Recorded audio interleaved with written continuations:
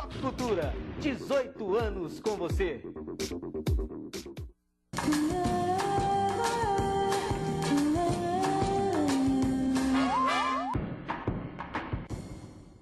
Estamos de volta com o programa Bem Viver, hoje falando sobre ortodontia. Então, Maria Clara, estava falando sobre os aparelhos ortodônticos. São os mesmos utilizados nos casos ortopédicos também? Que você falou a respeito, por exemplo, do maxilar, um pouco mais para frente? Não. Os aparelhos ortodônticos, eles são diferentes dos aparelhos ortopédicos. O aparelho ortodôntico é aquele aparelho que a gente coloca no dente, né? O aparelho fixo que cola pedacinho por pedacinho nos dentes. Os aparelhos ortopédicos, eles servem mais para estimular o crescimento ósseo. Então, tem alguns que são fixos na boca, né? E tem outros que são móveis, mas eles são diferentes do aparelho ortodôntico. Sim, porque eles trabalham com o osso. Uhum. Aquele móvel que a gente conhece, que as pessoas usam, seria ortopédico? Não. Aquele móvel que você conhece, assim, por exemplo, o aparelho que é utilizado logo depois que termina um aparelho, logo que a pessoa tira o aparelho fixo, ela ainda deve utilizar um aparelho por mais tempo. Esse aparelho é uma contenção. É o quê?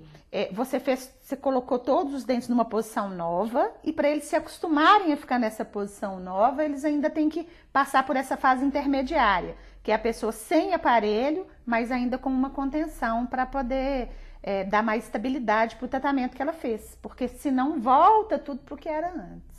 Então esses aparelhos ortopédicos são móveis, mas diferentes Mas desses. são diferentes desses. São diferentes desses. Entendi. E crianças também passam por cirurgias, como você falou no primeiro bloco, que os adultos passam por cirurgias, no caso dos tratamentos ortopédicos. As crianças também podem ter que passar ou não? Não. A criança, exatamente, o objetivo não são todos os casos, mas numa grande maioria dos casos a gente pode até evitar uma cirurgia na idade adulta, né? Então a criança, como o osso ainda não cresceu, a gente tem a oportunidade de fazer com que ele cresça na direção certa. Porque o problema é o osso crescer na direção errada. Isso é que causa esse desequilíbrio na boca, né? Igual eu estava falando da questão da criança que respira só pela boca, né? Não respira pelo nariz. Né? A criança que usa chupeta muito tempo, que chupa dedo muito tempo, né? Essas crianças, elas vão gerando um desequilíbrio, né, na boca, e que acaba interferindo no crescimento ósseo e gerando um desequilíbrio na face como um todo. Então, essas crianças, com o uso do aparelho ortopédico, né, elas podem ser bem, assim, muito beneficiadas e até se livrar de uma cirurgia mais tarde. Fase adulta. Na fase adulta. Então, na fase infantil, a gente não usa cirurgias. Uhum. Por exemplo, a pessoa usou o aparelho quando criança, mas aí nasceu o siso. O que acontece? Teria que tirar esse siso quando era criança ou ele não interfere? Não interfere. Muita gente acha assim que o siso ele é capaz de empurrar todos os dentes e fazer com que os dentes da frente fiquem todos juntinhos. Acabe todo o tratamento, né? E acabe todo o tratamento. Então. Até alguns dentistas têm essa crença também, não é só a população em geral, não. Mas o que acontece? Acontece que as mulheres entre os 18 e 21 anos e os homens entre os 20 e 25 anos tem um resíduo de crescimento da mandíbula.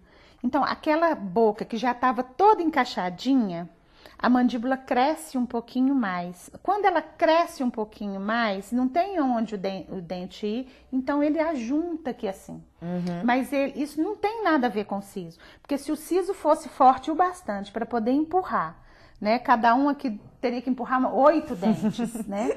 Ele nasceria, todos os dentes, todos os sisos nasceriam. E muitos não nascem, né?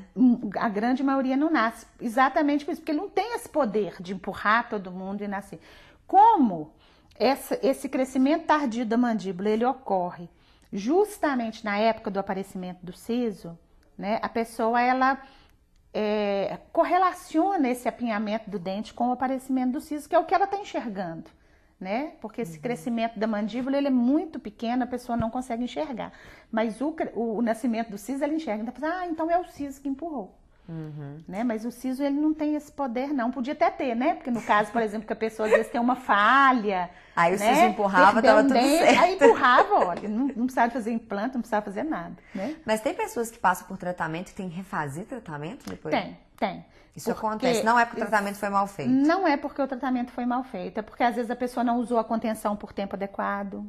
Né? Existem alguns tratamentos, alguns tipos de correção que são feitas, ou até assim, algumas alternativas de tratamento que geram maior instabilidade. Tem tratamentos que já desde o início, de acordo com a solução que foi proposta, ele tem uma estabilidade maior e outros não. Por causa das soluções que foram ter que ser tomadas, né, eles são mais instáveis. Até por ser um pouco mais difícil o caso, né? Às vezes assim, vamos falar que a pessoa precisa de um espaço, mas o espaço, se você extrair o dente, o espaço é muito grande. Se você não extrair, não cabe, você fica naquela berlinda. Fica complicado. Então, às vezes, você toma atitudes que realmente não vão gerar um caso muito estável, não. Ou então a pessoa não usou as contenções, né? O que é mais comum é a pessoa não usar as contenções pelo tempo adequado. Porque a pessoa fica cansada e, né, para de usar. Então, para a gente fechar no programa, Clara, existem riscos nos tratamentos ortodônticos, desculpa? Existem. Todo tratamento tem risco, né? Todo tratamento que é feito no ser humano, ele tem risco. O tratamento ortodôntico, ele também tem riscos, né? A pessoa tem risco de perder raiz de dente, de perder osso. Então, o que a pessoa tem que se preocupar é em seguir corretamente as orientações do ortodontista. Fazer manutenção é importante Fazer também. as manutenções, né? E ao ortodontista, a pessoa não pode colocar um aparelho na boca e desaparecer, né? E ficar com ele 2 meses, 3 meses, 4 meses sem o ortodontista ver.